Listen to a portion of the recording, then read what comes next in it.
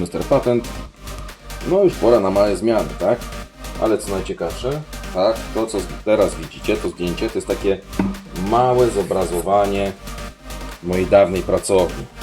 No, sztuczna inteligencja jest, bardzo fajnie pomaga. To co widzicie, właśnie czyszczę płyty, o którym mówiłem, rozpuszczalniczkiem, ponieważ jest tam troszeczkę jeszcze jakichś zabrudzeń typu klej, kurz po ostatnim tarciu. Zresztą nie trzeba chyba dużo nawet mówić, proszę bardzo, widać. Ale tym się zajmiemy. No i druga sprawa, są takie przemyślenia, jak na przykład wykorzystać ten generator wodoru. No, dajmy na przykład, możemy zrobić z tego coś, urządzenie do podgrzewania, prawda? Któremu na przykład zagrzejemy, dajmy wodę. Ta woda zagrzana może służyć do ocieplania domu, do grzania domu. W tej postaci mamy specjalny generator, do tego w jakiś tam sposób dostosowany piec, dzięki któremu będziemy mogli ogrzać dom. No to jest trochę nad tym pracy, przemyśleń, kombinowań. Mało tego. Wyobraźcie sobie, że na przykład możemy jeszcze zastosować ten generator nie tylko do ogrzewań, tak? Motoryzacja przede wszystkim. Jest bardzo głośno o próbach używania tego sprzętu, ale na przykład jakby zmieszać ten gaz z nitro, jakiś taki nitrowodór stworzyć, który dały naprawdę potężną moc. W dzisiejszych czasach mamy po prostu już tak wydajną technikę, że silniki naprawdę niejedno wytrzymują. Prawda? To byłaby całkiem dobra ciekawostka. Jeszcze lepszym sposobem można zastosować w przemyśle stali.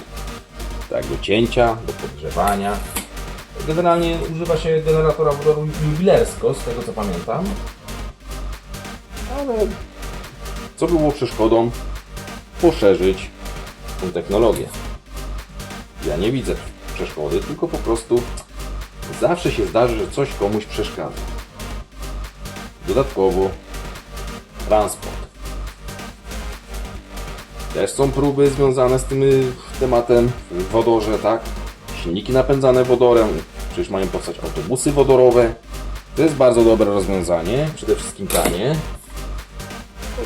Dlaczego mówię tanie, tak? Bo wytworzony wodór z jakichkolwiek źródeł energii mógłby bardzo dobrze posłużyć, tak? Jako takie oszczędniejsze, ekologiczniejsze metody napędu. A jak wiadomo, co się teraz na świecie dzieje, z tym paliwem może być po prostu różny problem. Więc podejrzewam, że w tym kierunku to jakaś będzie alternatywa nawet. No cóż, nie od dziś wiemy, że wodór nas po prostu otacza, tak? Mamy go w kosmosie.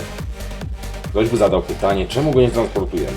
Dobre pytanie. Ja odpowiedzi nie znam, ale jakby ktoś coś wiedział na ten temat, też bym był ciekaw. Wiem, że chodzi o przeloty i tak dalej. Takiej małej ilości się nie da ściągnąć, bo nieopłacalny byłby transport. Ale z drugiej strony, zawsze jako taka ciekawostka, tak zwana, jak można powiedzieć, teoria spiskowa, ale to tak żartem. No cóż, mi jeszcze trochę pracy zostało. Mam nadzieję, że film się podobał w ten sposób. Takie trochę z użyciem dzisiejszej technologii AI. Jak Wam się podoba, dajcie znać.